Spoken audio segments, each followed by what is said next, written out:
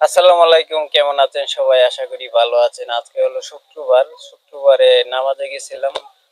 মা-বাবার জন্য দোয়া করলাম। সবার জন্য দোয়া করলাম। ফ্যামিলির সবার জন্য দোয়া করলাম। আপনারা যে যেখানে আছেন সবাই ভালো থাকবেন। সবাই সবার জন্য দোয়া করবেন। শুক্রবারে আসলে সবাই নামাজ পড়বেন। নামাজ পড়ে ফ্যামিলির জন্য দোয়া করবেন।